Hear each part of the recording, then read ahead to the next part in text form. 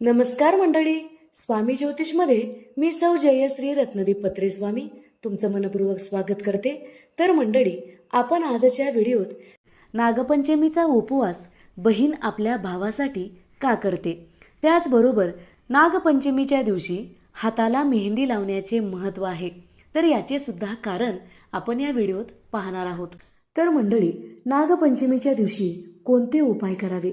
नागपंचमीच्या दिवशी चांदीपासून बनवलेल्या नागनागिनीची जोडी बनवावी, त्यांची पूजा करावी, दुधाने अभिषेक करावा, पांढरी फुलं अर्पण करावी, विधिवत पूजा करून त्यांना पाण्यात सोडावे. नागपंचमीच्या दिवशी गारुडी दिसल्यास त्या गारुड्याला पैसे देऊन नागाला जंगलात सोडून द्या. हा उपाय केल्याने कालसर्प दोषातून आपली नक्की मुक्तता होते. ज्यांना कालसर्प आहे त्यांनी हा उपाय नक्की करावा. नागपंचमीच्या दिवशी अशा एका शिवमंदिरात जेथे शिवाच्या लिंगावर नाग नाही, अशा मंदिरात नागाची प्रतिस्थापना करावी. यामुळे आपल्या कुंडलीतील राहू केतू शांत होतात व आपले अडकलेले कामं पूर्ण होतात. नागपंचमीच्या दिवशी शिव मंदिरात साफसफाई करावी. यामुळे आपणास अनंत प्रकारचे लाभ मिळतात. नागपंचमीच्या दिवशी नागमंत्राचा जप करावा. नागमंत्र असा आहे: नागेंद्र हराय ओम नमः शिवाय. हा मंत्र म्हणायचा आहे. हा मंत्र म्हटल्यामुळे भगवान शंकर व नागदेवता दोन्हीही प्रसन्न होतात. या दिवशी घराच्या मुख्य प्रवेशद्वारावर नागाचे चित्र बनवावे. यामुळे आपले घर नागकृपेने सुरक्षित राहते. नागपंचमीच्या दिवशी नागाची पूजा करणाऱ्या व्यक्तींना सापाचे भय राहत नाही. तर यासाठी आपण नागपंचमीच्या दिवशी हे उपाय करायचे आहेत. श्रावण महिना हा हिंदू कॅलेंडरमधील सर्वात पवित्र महिन्यापैकी एक आहे, जो प्रामुख्याने भगवान शिवाला समर्पित आहे. या महिन्यात पाळल्या जाणाऱ्या नागपंचमीला अनेक कारणामुळे विशेष महत्त्व आहे. नागपंचमीच्या दिवशी पाटावर किंवा भिंतीवर नागाचे चित्र काढावे आणि मातीच्या नागाची पूजा करावी. यामुळे नागदेवताचा त्याचबरोबर शिवाचा सुद्धा आशीर्वाद मिळतो.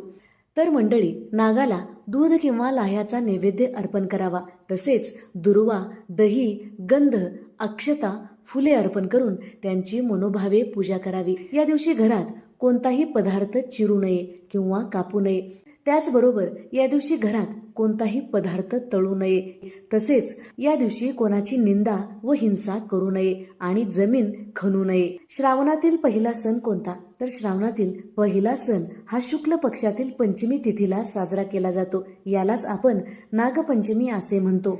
नागपंचमीला कोणत्या नागाची पूजा आपण करत असतो? या दिवशी 8 नागाची पूजा केली जाते. त्यामध्ये वासुकी, ऐरावत, मणिभद्र, कालिया, धनंजय, तक्षक, कर्कोटकस्य आणि धृतराष्ट्र या नागाची आपण मनोभावे पूजा करावी. यामुळे आपल्या कुंडलीतील राहू केतू शांत होतात.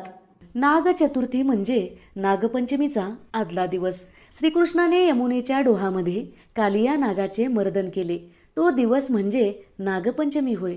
नागपंचमीला अनेक स्त्रिया आपल्या भावासाठी उपवास करतात. भाऊ नसेल तर पुढच्या जन्मी चांगला भाऊ मिळावा म्हणून उपवास करावा. तर मंडळी, नागपंचमीच्या अनेक कथा पुराणामध्ये प्रचलित आहेत. त्यामधील एक कथा आपण पाहणार आहोत. सत्येश्वरी नावाची एक देवी होती. सत्येश्वरी, तिचा भाऊ होता सत्येश्वर. सत्येश्वराचा मृत्यू नागपंचमीच्या आदल्या दिवशी झाला. यामुळे सत्येश्वरी अत्यंत शोकाकूळ व दुःखी झाली. सत्येश्वरीला तिचा भाऊ नागरूपात दिसला तेव्हा तिने त्या नागाला आपला भाऊ मानला.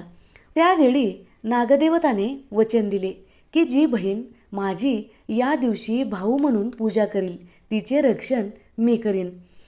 त्यामुळेच या दिवशी नागाची पूजा करून प्रत्येक स्त्री नागपंचमी सण साजरा करते. नागपंचमीच्या दिवशी महादेवासमवेत नागदेवताची पूजा करावी. यामुळे सर्व मनोकामना पूर्ण होतात. हिंदू धर्मामध्ये नागाला देवता मानले जाते. शिवाने गळ्यामध्ये आभूषण म्हणून नागाला धारण केलेला आहे व विष्णूने शय्य रूपाने नागाचा स्वीकार केलेला आहे. नागपंचमी दिवशी मनोभावे नागाची पूजा केल्यामुळे कुंडलीतील अनेक दोष नष्ट होतात व ज्यांना कुंडलीत कालसर्प दोष आहे त्यांनी या दिवशी नागाची पूजा केल्यामुळे कालसर्प दोष मुक्त होतो. तर मंडळी, महादेवाच्या प्रतीकापैकी एक महत्त्वाचे प्रतीक म्हणजे नागदेवता व श्री विष्णूंना सुद्धा नाग खूप प्रिय आहे. शिवाची उपासना करण्यासाठी श्रावण महिना सर्वोत्तम मानला जातो. यामुळे नागपंचमी आणि नागपूजेलाही विशेष महत्त्व आहे. तर मंडळी, नागपंचमीच्या दिवशी हाताला मेहंदी लावण्याची प्रथा आहे. यामागे सुद्धा एक कारण आहे. नागराज भाऊ म्हणून सत्तेश्वरीच्या समोर उभे होते. सत्तेश्वरीला वाटले की आपला भाऊ आपणास सोडून जाईल, म्हणून सत्तेश्वरीने आपल्या भावाकडून वचन घेतले. सत्तेश्वरीच्या हातावर एक वचनचिन्ह उमटले आणि त्या वचनाचं प्रतीक म्हणून नागपंचमीच्या दिवशी हाताला मेहंदी लावण्याची प्रथा आहे. श्रावण महिन्यातील पहिला सण म्हणजे नागपंचमी होय. श्रावण शुद्ध पंचमीला नागपंचमी हा सण आपण साजरा करतो. नागपंचमीच्या दिवशी नागाची पूजा केली जाते. तर मंडळी, नागपंचमीच्या दिवशी या 8 नागाची पूजा केली जाते.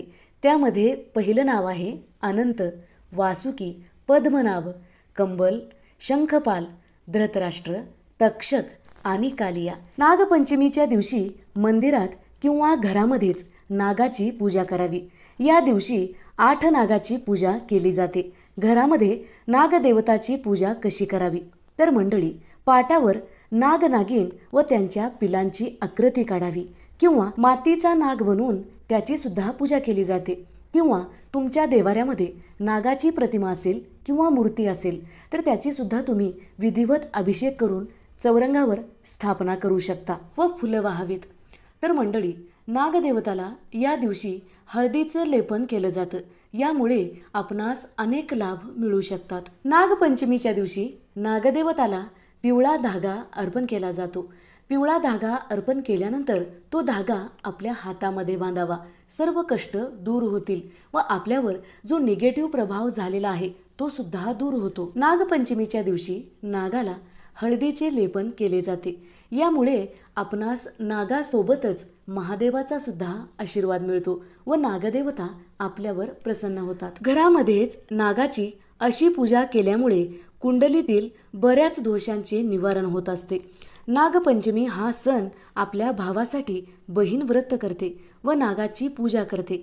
आपल्या भावासाठी मागणं मागते. भाऊ सुखी राहावा म्हणून प्रार्थना करते.